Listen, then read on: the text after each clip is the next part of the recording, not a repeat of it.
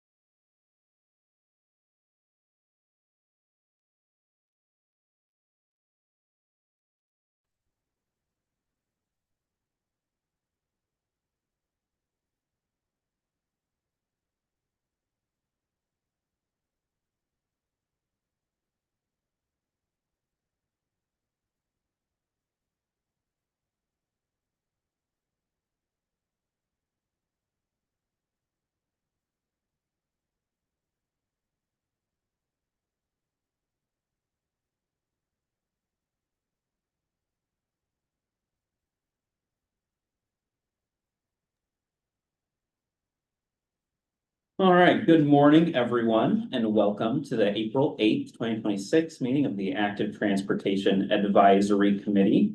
We'll begin with some introduction. For those of you online, if you could type your name, title, and organization into the chat, I'll read those out in just a moment, but we'll go around the room first. I'm Ethan Townsend with Capital Region Transportation Council. I lead our active transportation program, including coordinating this meeting. Hi, all. Adam McCarville, Transportation Planner with the Capital Region Transportation Council. Scott Miller, Secretary with the Saratoga Plan Countywide Trails Committee. Ivan Vamos, New York Bicycle Coalition, and I also served on a committee which dealt with the access issues on in Manans. Ed Brennan, Albany Bicycle Coalition, also with the New York Bicycle Coalition. Linda Vanderheide, Principal Planner in Nassau County. And Matt Rogers, Senior Planner with LaBelle Associates, here to talk a little bit about the Little River and Manans. Great. And then joining us online, we have Tim Lane, the Deputy Mayor with the Village of Manans, Valerie Dean with Knives Out Region 1, Andrew Tracy with Capital Region Transportation Council, Nate Owens with the Town of Bethlehem, Martin Hull with the Transportation Council, Chris Alfonso with the New York Department of Health, the Bureau of Occupational Health and Injury Prevention, Ben Luke with Albany County Health, and Parker Morris with the Capital Region Transportation Council. No, and Charles Wedge with Albany County Department of Health. Quick reminder for folks online, please keep your microphone muted when you're not speaking. If some background noise starts coming through while you're not talking, we'll mute you manually. You can have your camera on or off. At this time, I'm the only one in the room who can see you. If you have a comment, feel free to use the raise hand feature or chime up if there's a break in the conversation. And as always, this meeting is being streamed to our YouTube page where folks can find the recording later. Run through the agenda real quick here. First, we've gone through welcomes and introductions. So next we will have our feature presentation from Matthew Rogers on the Little River Recreation Area feasibility study in the Village of Manans. We'll then move into our discussion items. We only have a couple of things today, after which we'll have our participant updates from folks in the room and online. Then we'll go over our upcoming meetings for the rest of the year. So I will turn it over to Matthew. I'm gonna stand up there. I don't like speaking sitting down. Great. That's all right. Yeah, that's all good. All right. First of all, thank you for having Manans and LaBelle Associates here today. This project has been a focus for the village and a couple of residents and village council members for quite some time. You can go to the next slide. So we had a small committee. This was a small project just to kind of get the process moving forward. So Timothy Lane, Deputy Mayor, who's joining us via Zoom, Kevin Franklin, the village historian, and of course, Ivan Vamos, the village residents, and one of the key proponents of this project over the last several years. The project was funded partially by the Hudson River Valley Greenway Association, so we do appreciate their support for that. So the project study area, if you aren't familiar with Manans, you probably don't know it exists. You may capture it a little bit as you're cruising by on 787, but it's tucked between the Hudson River and Broadway. It's primarily, it's basically succession land, full of wetlands, very unique area, kind of a forgotten area over time. It's only accessible via East Elmwood Road, which is a private road. They're a combination of public and private lands, including the old Delaware Hudson Railroad that had the rails had been removed, but the actual right of way still exists, owned by the railroad. And that used to feed what's now the Capital Region Farmers Market many years ago, with multiple spurs going into that facility. The significant portion of the property, I don't know if everybody can see this whole area here is all DOT right of land that was acquired and still owned by DOT as part of the 787 project. Right now, the hydrology into Little River is constrained by culverts, but it is still tidal influence from the Hudson River. I'll start off, and then I know Ivan wants to jump up and talk about a few things. This is a 1956 area photograph. Just to point a few things out, this is the Capital Region Market. This is the approximate location of exit 6 for 787. This was an old racetrack for your racing enthusiasts that's no longer there, but that's now where the Regeneron's facility is, which took over, I think, a former Two Guys or an old department store back in the day. And here's the railroad spur. It still shows up on here, feeding a lot of the cold storage warehouses. And this is the approximate project area that we're going to focus on. Now, Ivan, did you want to say a few things about this? Yes, regarding Little River. And we'll have more about this later. It had been part of a system of waterways that paralleled the Hudson.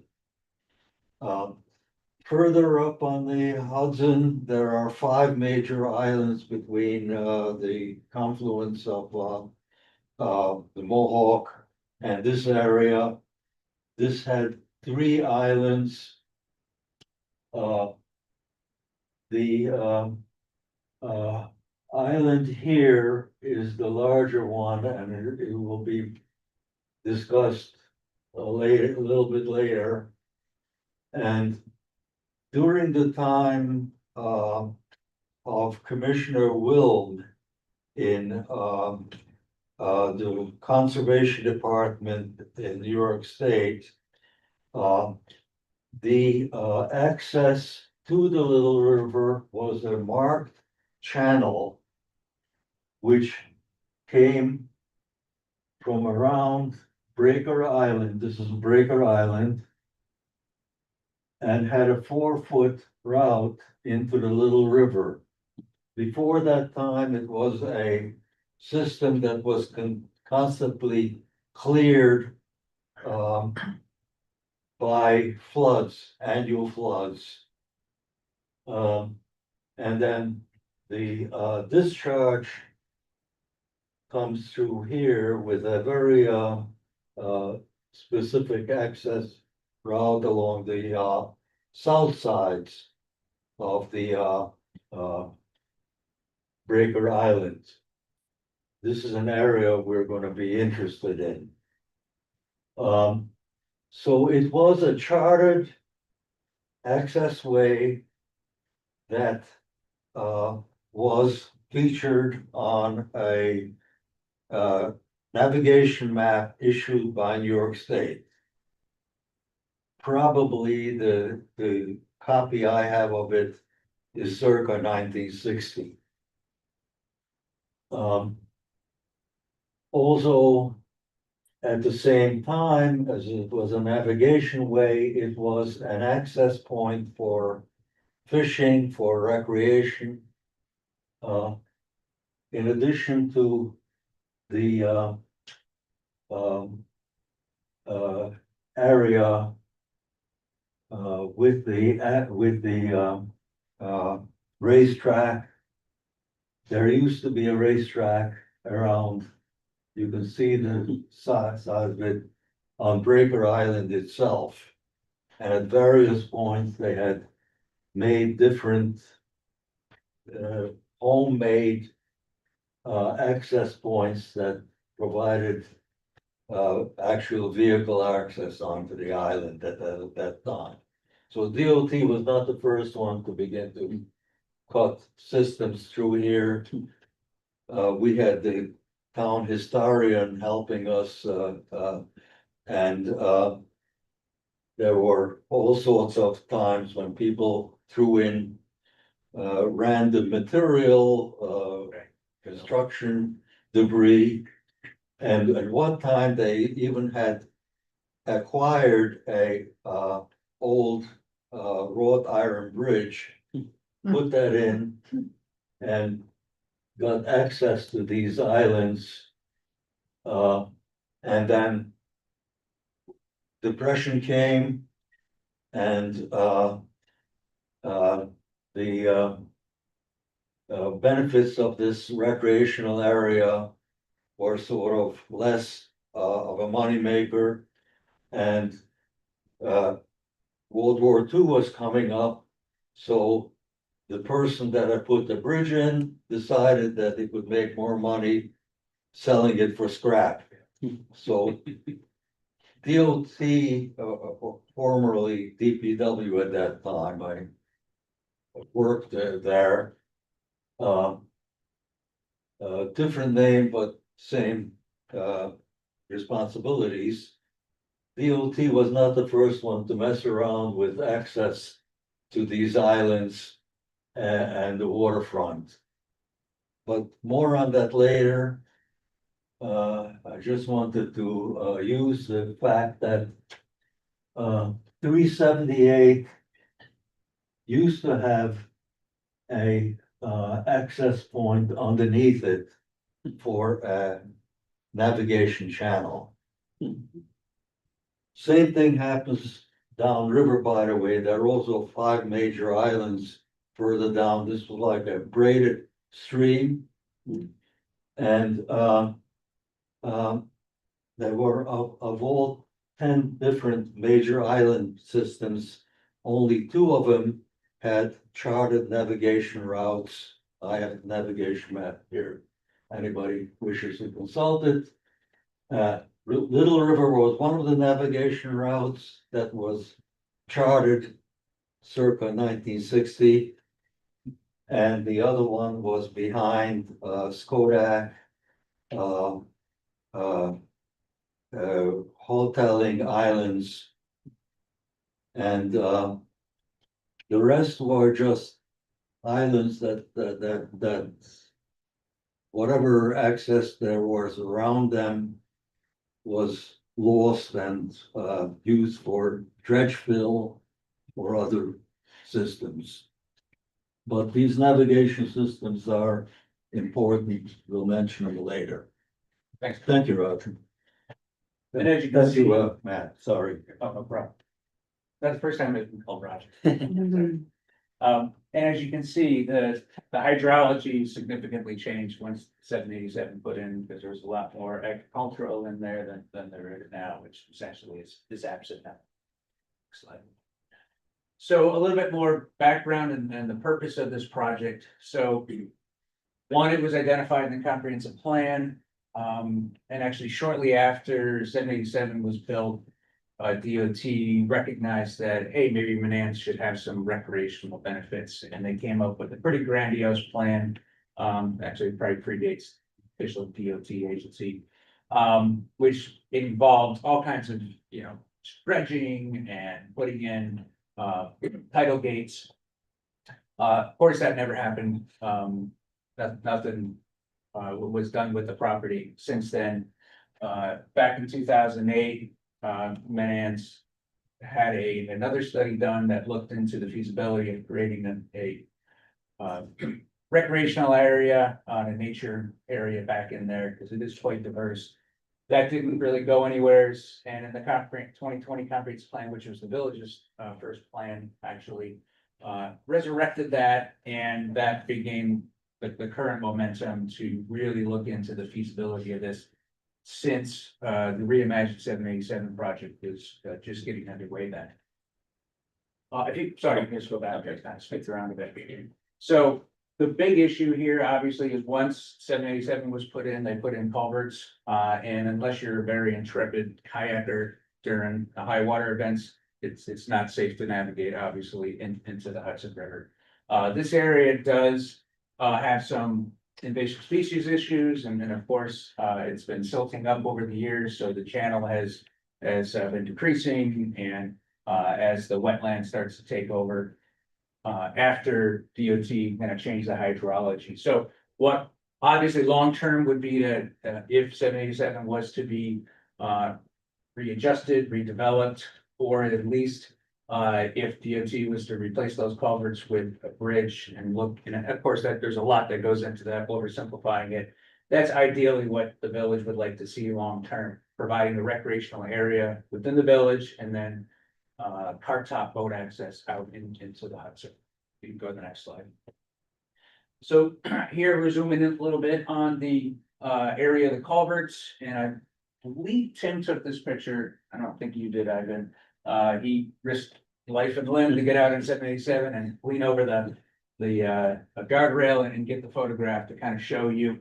There's still open water in there. Of course, we got, I think it's probably water chestnut in there and other invasive species. But this is the constriction point that ultimately we would like to see open. Originally, the river was known as the Bittenkill, and I think there were a variety of other names that it went by over the years. And then again, ultimately replace those culverts with a bridge or some other opportunity to open up the hydrology there. Next slide. So this whole area is a combination of, like I said, public-private land and along with the DOT land. This is Culverleaf Gardens back in there, and the owner of that actually owns Elmwood Road, and then private road C that jumps back into there for his business. This is the former railroad spur, still owned by Delaware and Hudson. We've reached out to them, long-term discussions with them to try to obtain that. It's still technically part of the same tax map parcel that the rest of their railroad going through the village is. So when we first reached out to them and we asked, the idea of taking title to that, they provided a cost that was quite astronomical, which made no sense. So we'll talk about that a little bit later in terms of how we're going to continue to reach out to them.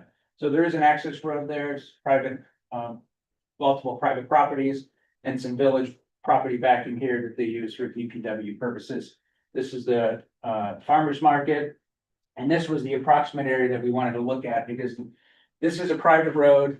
We've had conversations with the Capital Region. They're a great partner for the village, and Joe Buno, another great partner. And, we got handshake agreements that we would continue, the village would continue to have conversations with them to allow for access down the road. Obviously, there would be legal agreements that would be necessary, but we first wanted to at least approach them, discuss the idea, make sure there was no obvious concerns.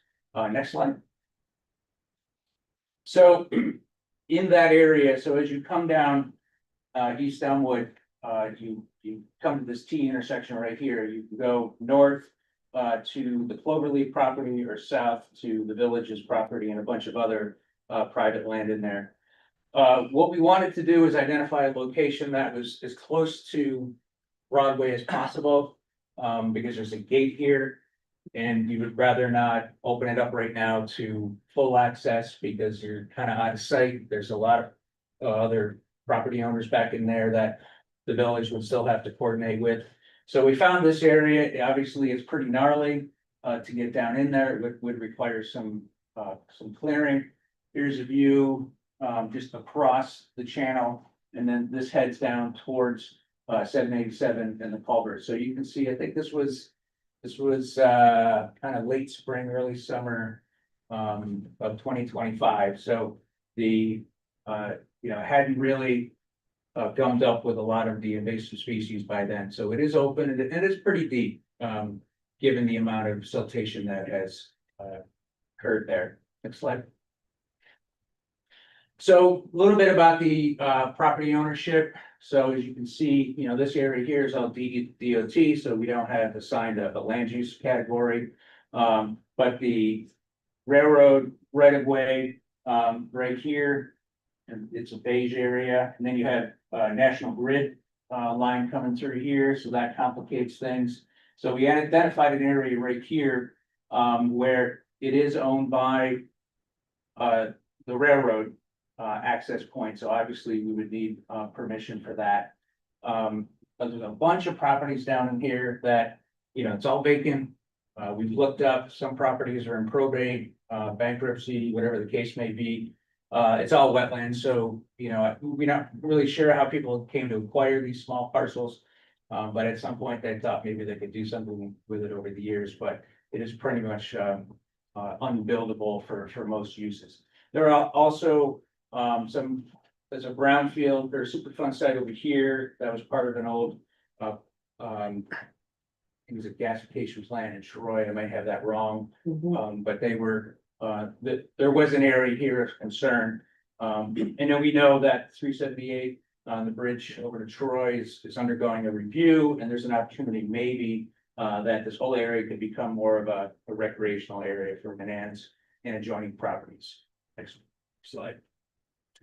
So we found a location that was close. We talked with the fire department, talked with Dave, the fire chief, and wanted to make sure that they had the proper turning movements. The police we spoke with as well, and they were like, yes, please keep that main access point as close to the main road as possible, so that it's easier to keep eyes on things. And people without a full, you know, analysis and taking title to a lot of the lands or getting easements, you know, the next step is not to open it up for complete access, but to begin moving forward with possible kayak launch. So we got to coordinate with those owners. We found that direct access needed to provide adequate parking, ADA access, and as I mentioned before, visibility, eyes on the site, and emergency vehicle access. Next slide, please. So the first concept would involve getting an easement or taking title to property owned by the farmer's market, and then a use, of course, of private road C owned by Joe Buno. Again, this area would be fairly, there's a little topography here, but that can be graded. It's not a big deal. We can move the fencing. We've had conversations with this capital region, and they were okay, you know, in concept for that. And we wanted to keep it as close to this access point as possible. And further down here, we're generally is open water. So the idea would be to put in a floating dock, because it is tidally influenced, anchored in, do some clearing, ideally full ADA access down into there for ADA compliant kayak and launch. So this is all going to be car top. This is not and non-motorized is what we're looking into. Next slide. The other one was a little less disturbance to the property, but after speaking with the property owner and recognizing that he has a lot of truck traffic going through here for deliveries and employees, we felt let's just keep the track off the road so people aren't backing out. Plus, some of them might have trailers. So the overall design for access didn't change, but we decided not to go with concept B. So next slide. So we did modified this. So we took the side area off here and focused everything in this location, figuring we didn't need a significant amount of parking at this point. And of course, there might be opportunities down the road for perhaps some other parking a little further south, but a lot of this is still wetlands. And then this is just an example of kind of what the village would be interested in: full ADA access, you know, possibly an area for fishing and just nature viewing, etc. So that was the one that we settled on. Next slide. Last year, we did an opinion of probable costs, a little less than $300,000 for all this. And we know that that's just going to escalate every year. And that doesn't involve all the work necessary for coordination, easements, etc. That would be necessary to do that. But it was important for us in the village to get that estimate so we can look ahead, look at reality, what types of grants might be out there, to assist the village. Next slide. And then we also looked at some other possible future trail connections, so just jump over here. So again, this is the railroad right of way, so if the village is able to get title to that, or at least an easement, there's an opportunity for connections from Broadway.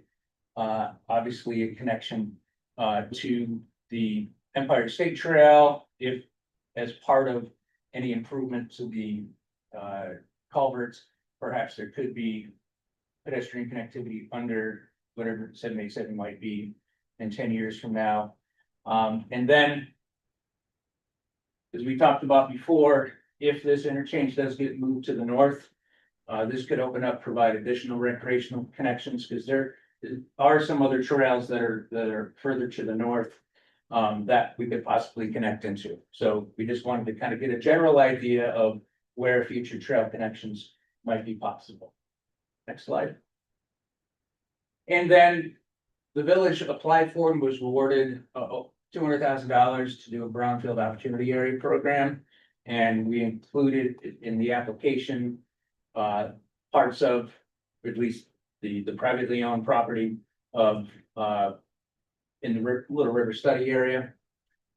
We're hoping that we can begin this project in 2026, which will provide some funds for additional coordination with the property owners, exploring a little bit more in terms of what can happen on these properties, different alternatives for recreation or other redevelopment opportunities, and of course, the DOT engagement. And we've had general conversations with them over the last couple of years, obviously because of the Reimagine 787, but we haven't really had a sit down specific conversation to get their input. But 787, Reimagine 787 did actually include a specific project for Little River, taking our recommendations. So just back to the BOA. So we're hoping that funding that was provided by the state, and the village is very grateful for that, it helped kick that off, along with a variety of other properties up and down Broadway that we're always looking at to try to get repurposed, redeveloped.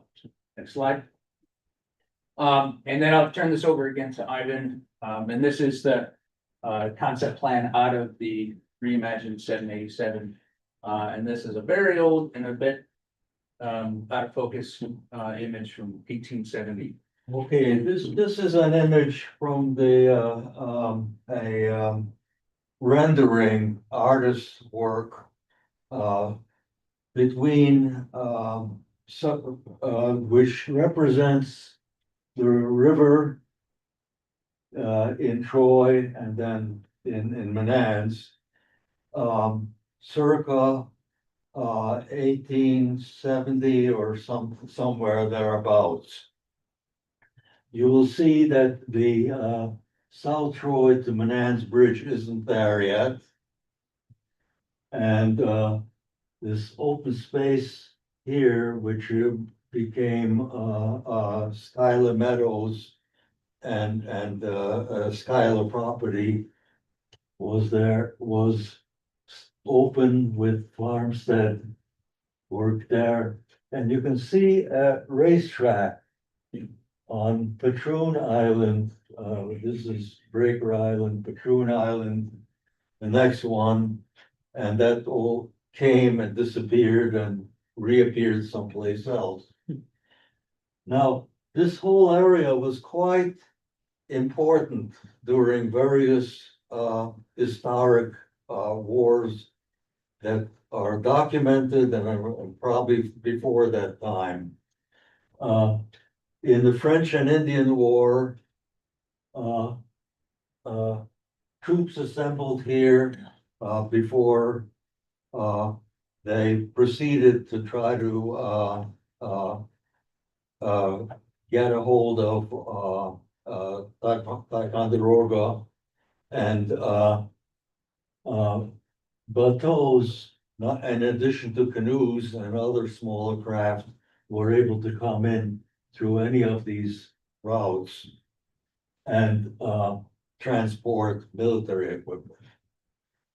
Same thing goes for later on during the revolution, supplying Saratoga, which became the battlefield, and the second line, in case the war had not succeeded in the Saratoga battle, was at Beavers Island, now a state park, which has the previous mounds for protecting artillery, which protects Waterford. As the name indicates, that's a place where the General Burgoyne's army would come through. So this was an important waterway even at that time. And then later on in the War of 1812, getting access to the armory, which is what became a cannon foundry, and supplied some of the 1812 ships that sailed and won some notable battles on Lake Erie and Ontario. So it was, the waterway was part of the system. Along with the waterway came a lot of roadways, military road, same as the current road system now, and of course, a lot of walkways and everything else. Menands, then, by the time people that I actually was able to talk to, older people, older than I myself, had actually memories of this being a wonderful area where families came down and children came and used it for small boats, used it for fishing, and was a marvelous place. But it also was very poorly defended in terms of public policy. And I might say that railroad right-of-ways and other things occurred there, which made it easier to acquire property for 787. A funny side issue on the railroad right-of-way. Matt was mentioning that we couldn't get a decent price from the railroad. Somewhere in there, doing business with old rights of way, they had made a lot of money on a small piece of right of way somewhere. And they were carrying on their books a great deal of money for all these small stubs of right of ways that occurred throughout their system. So the company was very valuable. They had a lot of this property that may, again, make a good sales price. So they couldn't get rid of the property, even if they knew that they wouldn't get that money, because they couldn't upset this company value issue. Now, in 1995 or so, my colleague and friend Ron Miller had and a selectman for Menands had honored me and asked me to help him get access to the river. This is what they had access to. 787 came through here and there.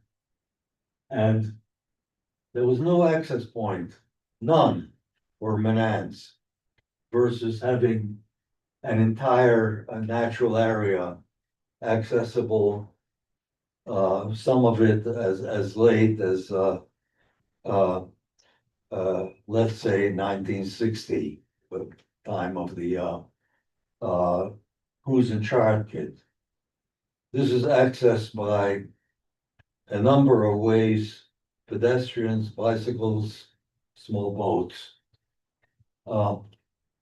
We looked at the system and the bridge that had been built across Breaker Island, which became the Manans to South Troy Bridge, had a decent sidewalk. And I can't say Ron and I invented this. We just looked at where the kids were coming. Well, they were going across the bridge. Obviously, the bridge is usable, and it was. It had been rehabilitated, including sidewalks on both sides of the river. Now, what did the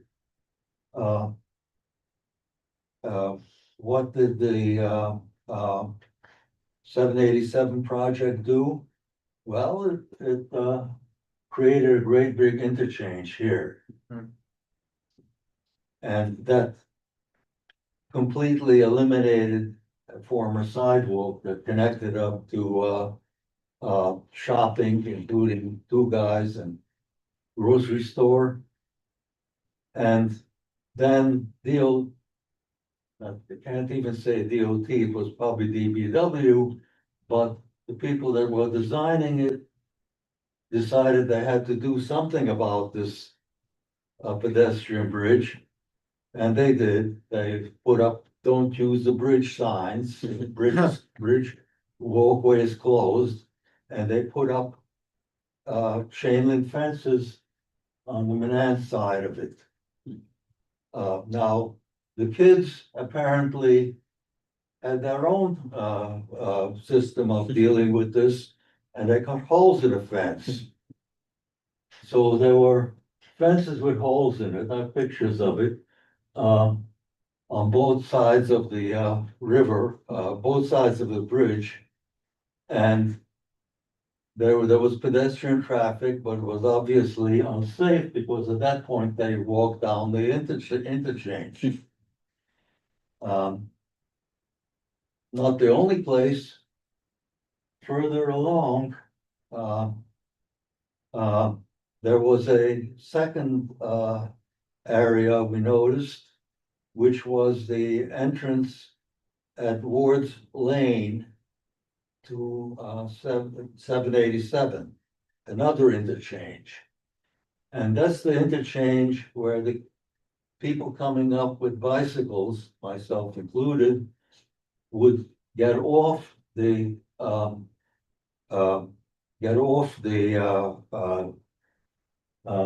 by that time there was a trailway constructed about 1970 by DOT at that time. That got you onto an access point for maintenance vehicles off the interchange at 787. So people that were bicycling would get off at that point, and they could get onto Broadway. Well, that was the route that bicyclists were taking at that time, so we recommended the one that the bicyclists was using. We recommended the one that was being used by kids mainly, but pedestrians, as pedestrians and bike access ways using a lot of their oversized pavement systems that were part of the system. So these recommendations, fortunately, were supported by CDTC at the time. A lot of the staff that are still around. And DOT took our recommendations and they had improved them somewhat, making the two projects a little bit more costly. And these, before Reimagine 77, these two Reimagine systems were already in place. The third proposal we had was to open up the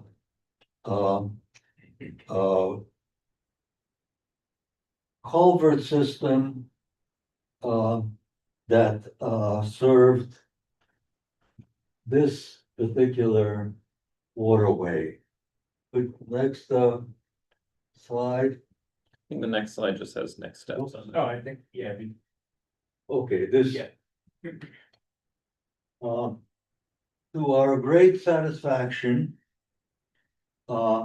this 2001 report recommendation was picked up by the Reimagine 787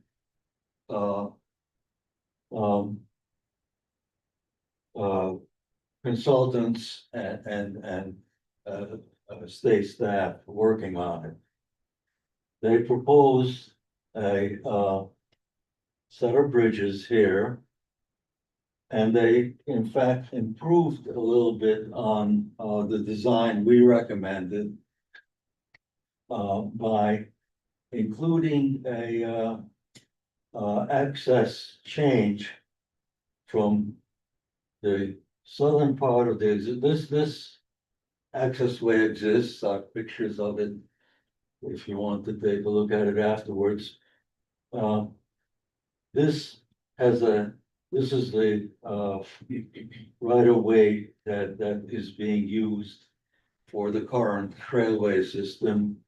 And they recommended putting an access bridge. There's an advantage to putting in that access bridge up here. It's being done at the same time as whatever work would be done here.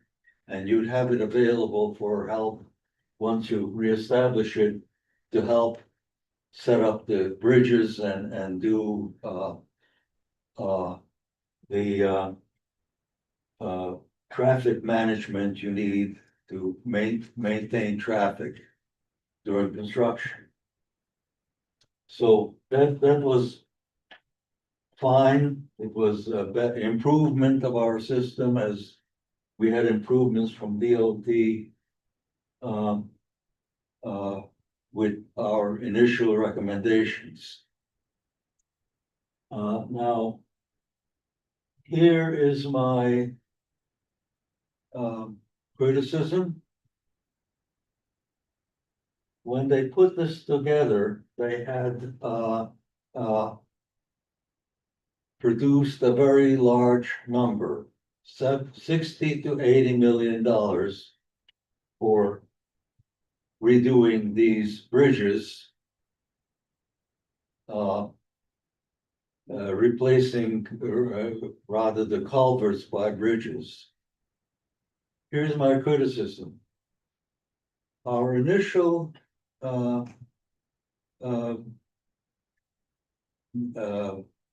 2001 project proposal had said when this and adopted by by Manans had said these culverts are going to need work at some point. When the culverts need work, consider putting in a bridge instead. Now, we had said that because we saw that the culverts, and there are a series of them, there are smaller culverts on one side, the larger culverts on the other side, someplace underneath the bridges, underneath the 787. There's a very complicated interconnection of these systems. These smaller culverts were already pretty high during that time. Now, do culverts uh, put in under interstates stay forever? Well, not really. We thought they may be needing replacement or work. This was 30 years ago that we thought that. I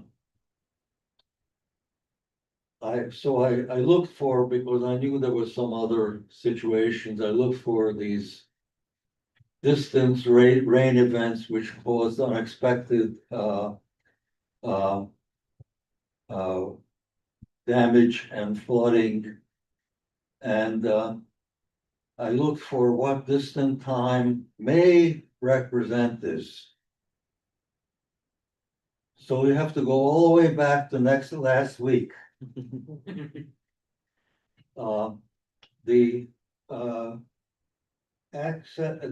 access point from route the interstate route 88 had a major culvert failure that closed exit 10 and requires still is the situation, a 7-mile reroute. This was between Otsego and Unadilla.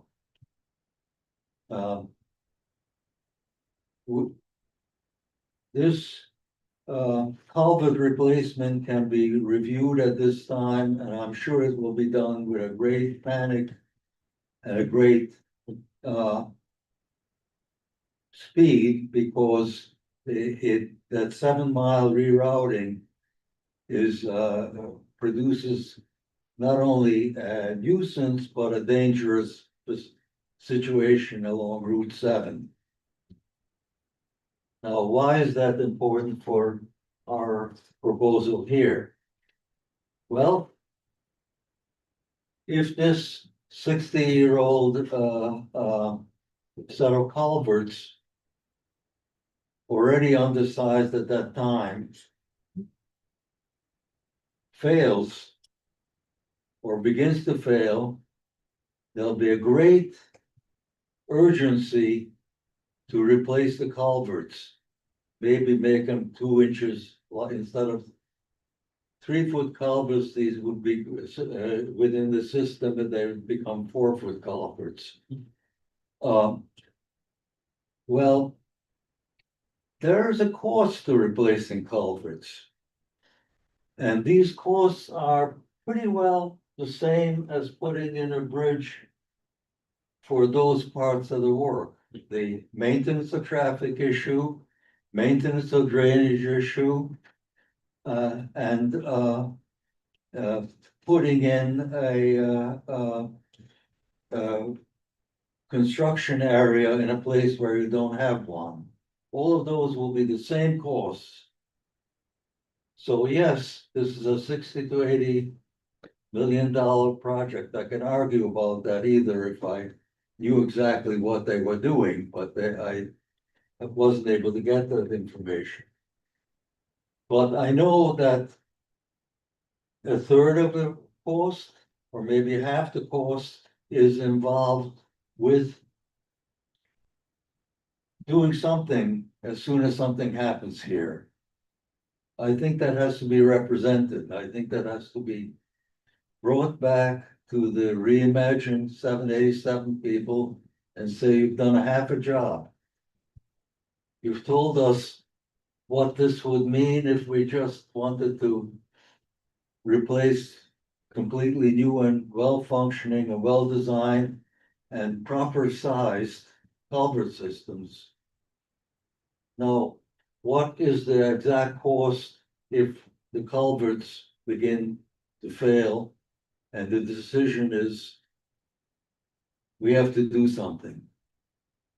And that has to remain as the situation that, DOT would have to face at that time, and the MPO, of course.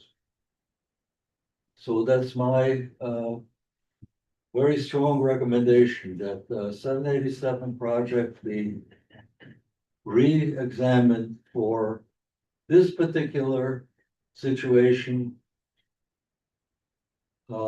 As the measure to take when it's needed to be taken. Thank you.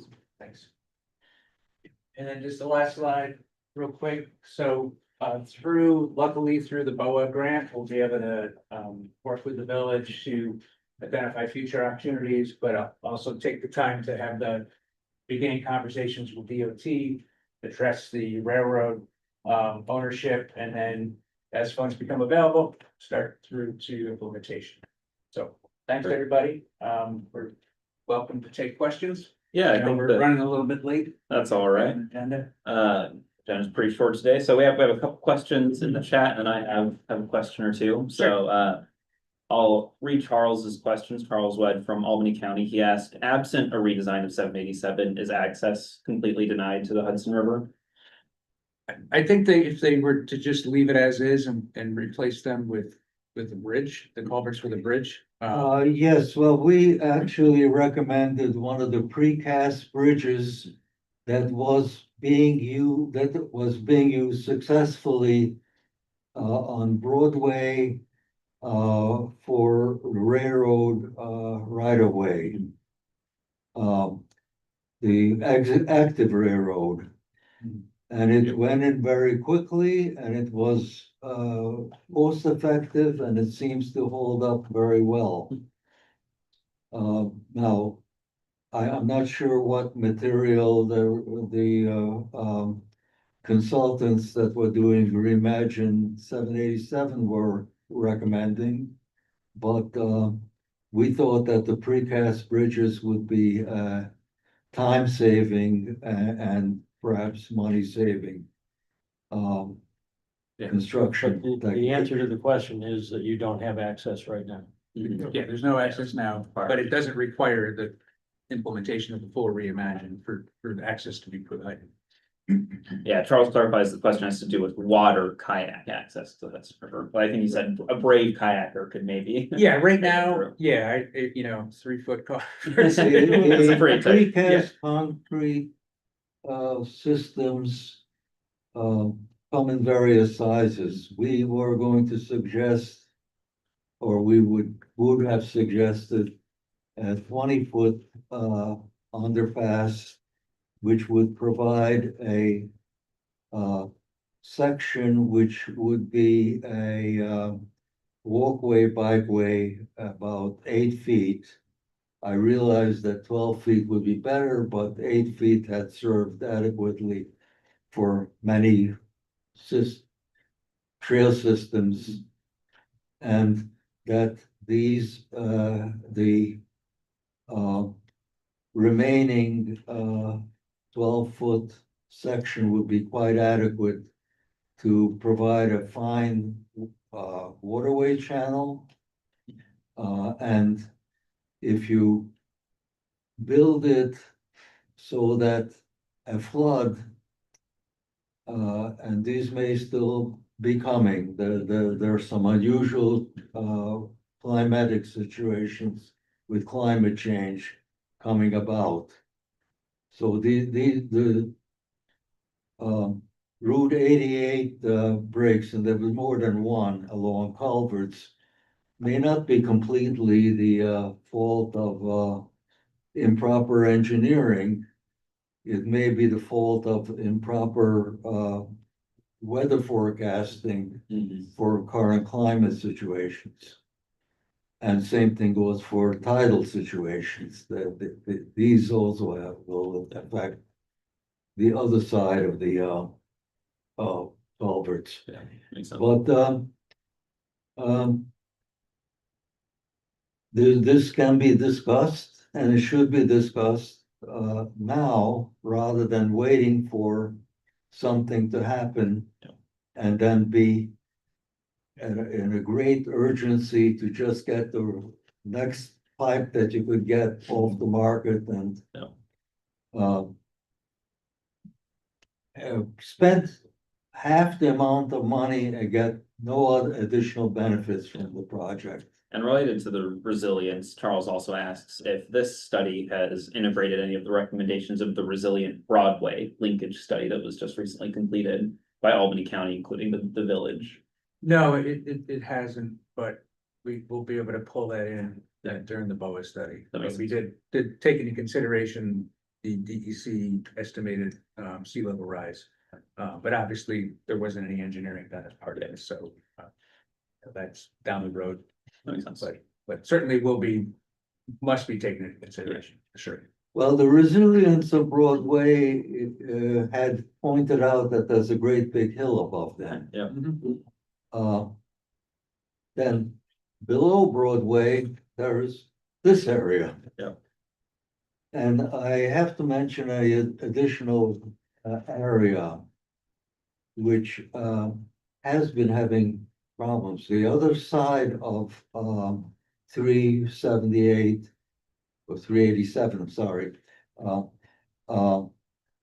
The set of cemeteries, Albany Rural, Agnes, forgot the Jewish cemeteries, ownership name, but these set of cemeteries have had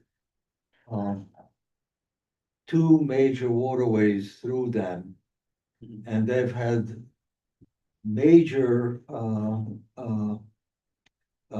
earthfalls, landslides, and a large amount of vegetation just moving downstream.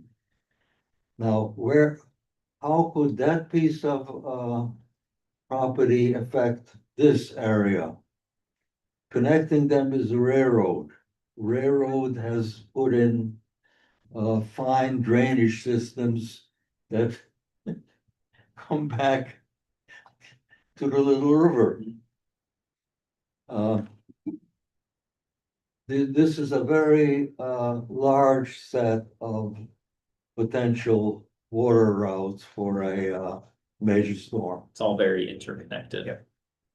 Okay, so then that was the last question in the chat. I have one. You mentioned the water chestnuts, and it looks like Linda has one we'll get to. You mentioned the water chestnuts. I used to work for the town's planning department. The water chestnuts are a big deal up on the Mohawk. They're very hard to get rid of. Have you looked into what like the cost and effort might be to help mitigate the water chestnuts in the Little River? We have not, but I've done some work in town of Esopus over the years, and they have a whole volunteer system that's funded through, I think, the estuary. That is quite an undertaking to do that. I mean, you'll have to purchase the correct machinery and get people out there, and obviously permits, et cetera. So again, that'll be something that we might be able to dip our toe in a little bit during the BOA study, at least to kind of get a better understanding of that cost, and maybe, because Esopus does sometimes share the machinery with neighboring communities as well. Sorry to interject on this thing too, but I've done some work for Colony along sections of the southern bank of the Mohawk. We looked into two different systems. One was being done by more expensive equipment, which the states had used that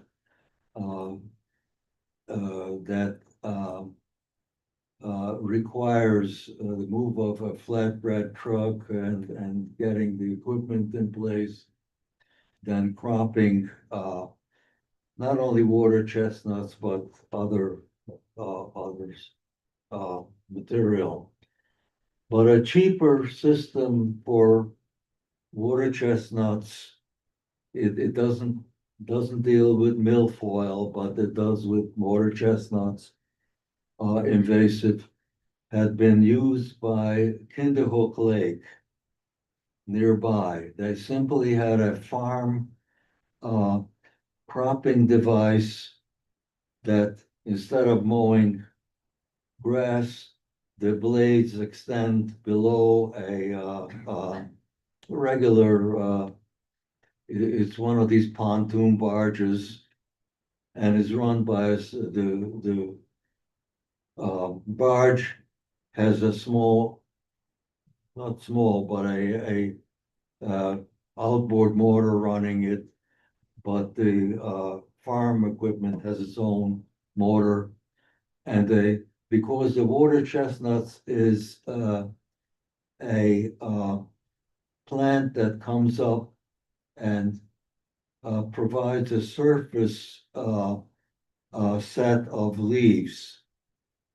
If you crop it several times, and it takes several croppings, the water chestnut system dies. And this seemed to work at Kinderhook Lake. So they have to do routine cropping, but a very simple piece of equipment that's put on the pontoon barge and runs back and forth every couple of weeks for a couple of years running, and the water chestnut is gone. Incidentally, the water chestnut, the seed is a very nasty thing in itself. It has points on it, and it's not a good thing to have.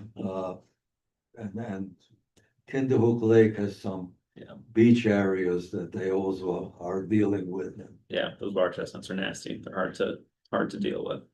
Linda? Two things, have you guys contacted the DEC's Hudson River Estuary Program? They have been working, I know, with communities, and I think they may have had something to do with DOT on 351 just last summer, replaced a culvert under the road, and I think they spent $4 million, and you can walk through it to allow wildlife. So that's somebody you might want to partner. They're young people, so when they finally get to it. Yes. And two is there any idea of opening up the northern part of the channel so you can get water to flow through there so it actually flushes? That would be another long-term kind of evaluation. They've done a lot of hydrology work up there around the Regeneron site, because there's some flooding back in there, and Yep. It would be a larger project because of the amount of fill that's already there. But that location, that interchange has been looked at as part of looking at the South Troy to Menands Bridge, and that is being recommended as a single point urban interchange, which frees up a lot of land. Yeah. And it may give opportunities for that as well. And I'm just thinking there might be some culverts that are already in there, there's small ones that were used for drainage. You can, even if you have like a 4 or 5 foot culvert that connects, and at least any water that's gonna go through the flush. Yeah. Is better. Plus, it also provides, if you're gonna raise the river level a little bit, it provides an area for that to flow. Great. Then I'll share that Tim Lane in the chat said Menands is the only municipality on the entire Hudson River with no direct access to the river, despite 2 miles of waterfront. That one of the prime purposes of the Hudson River Greenway program is to reopen tributaries to the river to return these areas to a natural state. And then he also shared that the replacement of the Troy Menands Bridge, like we were talking about, will have a big impact on what's possible in this area. So not to cut the conversation off, but if folks have other questions, feel free to reach out to me. I can pass them along to Matthew and get you in contact. We can get some answers, and Ivan as well. So feel free to reach out to me if you have any questions, and I'll help coordinate getting people in contact. So thanks for the opportunity. Yeah, we really appreciate you coming out and sharing. I'm gonna run to another point. Yeah, you're good. Thank you for coming out. Thank you. So our discussion items, they should be pretty quick today. The first is that our 2026 trail count solicitation is open. Some stats in our prior year's trail count, we did 7 successful counts, partially because we had one of our trail counters stolen, which meant that we lost that count and then couldn't do another count with that counter. But we'll be beginning the 2026 trail counts, any week now as it starts to warm up. We're implementing a hybrid approach this year of using our own in-house counters as well as a vendor we have for traffic counts. Did a little pilot with them last year for some trail counts and it was pretty successful. As always, this program is free for our member agencies, which are our municipalities or regional associations. We do our best effort to get any requests from those folks in, but always other entities can suggest count locations too, and then we'll fit those into the schedule where we can, depending on our volume of count requests. So as always, just email me. It's a very informal process, and I'll figure it out in our schedule where we can get those counts in. 2022 Unified Planning Work Program, which is our Transportation Council's work program. I'll kind of get through this pretty quick. The big things are we're implementing some of our larger plans, including our new transportation plan and our regional safety action plan. We'll be hiring consultants to do a variety of our regional plans. We'll also begin work on our regional active transportation network, which is something we've been working kind of in the background here, but we're hoping that our staff can be freed up a little more to work on that, which we will share with this group once that is available. We'll also be holding some workshops for transportation and housing and human services transportation. For active transportation in particular, we're going to be continuing this ATAC as always. Like I said, that active transportation priority network work, as well as our trail planning support that we always do. New programs for active transportation that we'll be working on, supporting the DOT TAP applications, which scoring is just beginning on those now. So hopefully we'll be able to secure some TAP funding for some cool projects in the region. We're also going to be working to put together resources on micromobility, specifically e-micromobility.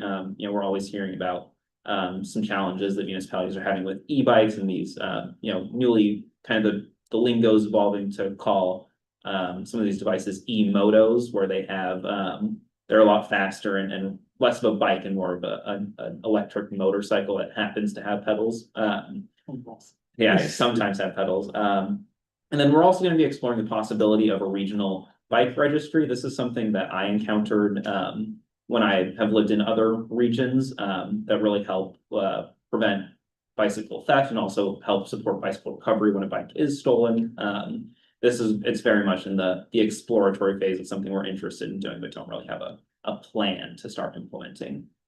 That's all for the UPWP. So then our regional planning initiatives, everything is moving along on track. We have our new plans on this list, which will start getting consultant selection process going for soon.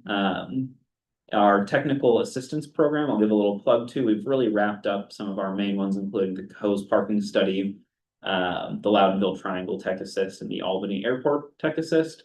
So if any municipalities are interested in the Tech Assist program is really our most basic entry-level program. If a municipality is having some sort of transportation-related issue, or there's an area that they just want some basic concepts explored, that's something we can do. It's a very low barrier to entry, or it's fully on our staff, and we knock those out pretty quick. So feel free to reach out to us if anyone has one of those they would like us to work on.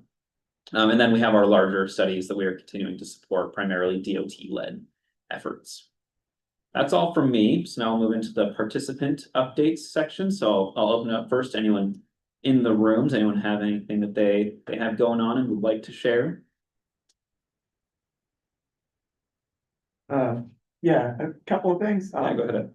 Albany Bicycle Coalition, we're sponsoring a smart cycling class. You can get details if you go to the Albany Bicycle Coalition.com website, go to our events page.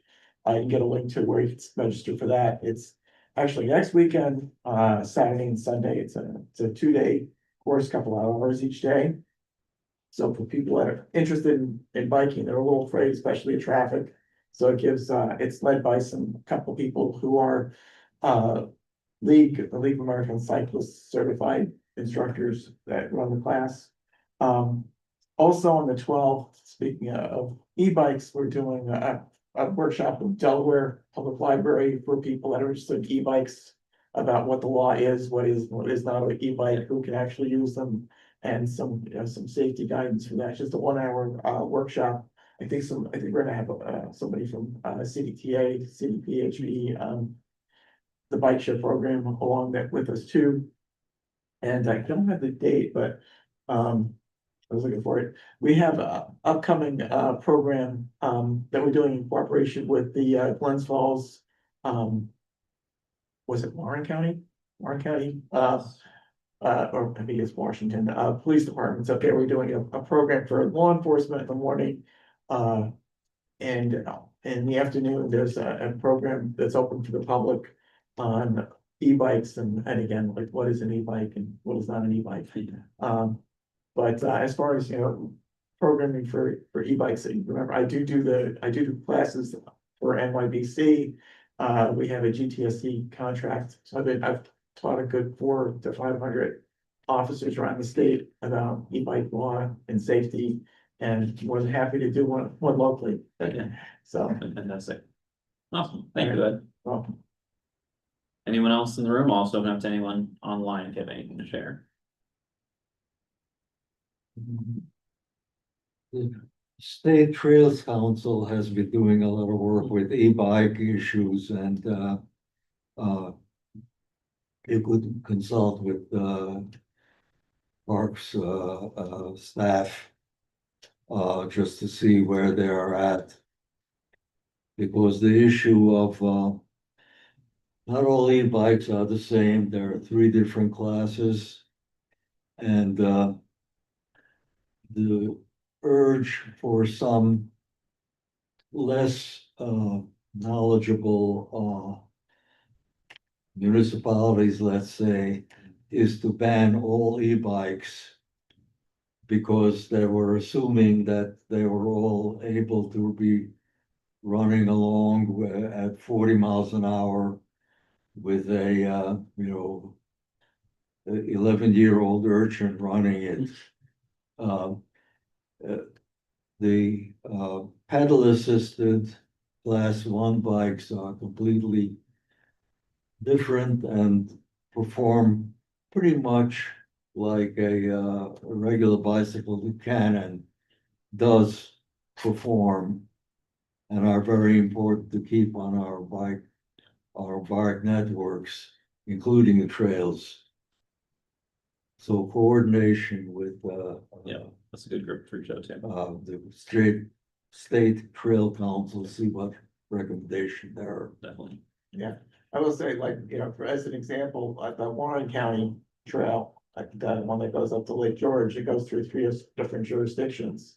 And 2 of the jurisdictions, Queensbury and Lake George, they say they've got in their local laws that e-bikes, class 1, class 2 e-bikes, which are the only ones supposedly allowed up here. They are allowed to go anywhere that a bicycle can go, including on the trail. Mhm. Whereas Glens Falls has no such law. So if you're on the, e-bike on the trail, I guess you have to get off and walk it, Yeah. the rest of the way until you get through Glens Falls, if anybody's paying attention. Yeah. So things like that, coordination between municipalities, especially where you've got trail systems. Yeah. Is really important. Yeah, some of these challenges with e-bikes are not going anywhere, which I think is a good thing. Like e-bikes are generally positive, but we definitely need to work to increase education and coordination across all our municipalities because they are very different than a regular manual bicycle. Awesome. Anyone online have anything? Going once, going twice? If I could real quick, I just wanted to plug the 2026 Walk, Bike, and Roll New York Symposium. And that's happening June 2nd and 3rd. It's going to be at the Sleepy Hollow Hotel and Conference Center. You can find more information. I'll drop a link in the chat also, but you can find more information on ITSMR's website. But we'd love to see you all there. Awesome. Thanks, Chris. Yeah, that's a good one. That should be a pretty fun conference. I'm hoping that I'll be able to make it to it as well. So Who was that and what were? that was Chris Alfonso with New York State Department of Health talking about the Walk, Bike, and Roll conference. It's gonna be down in. And actually June 1st, which is like the day before that conference, NYBC is sponsoring a bike ride and a get together for folks. If you want to go down there or. Yeah, and we'll include the link to that in the meeting minutes as well. All right, if there's nothing else, just a quick review of our upcoming meetings for the year, scheduled for July 8th, 2026 and October 21st, 2026, 9:30 a.m. as always here and online. If anyone has any presentation ideas for these meetings, we don't have anything booked yet. You know, today's presentation came as a recommendation from Ivan. So if anyone has anything that either they would like to present or they would like to hear about and look like for us to find a speaker, we can certainly try and coordinate that. So feel free to reach out to me as always. And that's all for me. Feel free to reach out if you have any questions, comments, concerns for me. And I hope to see you all next time. Thank you. Thank you.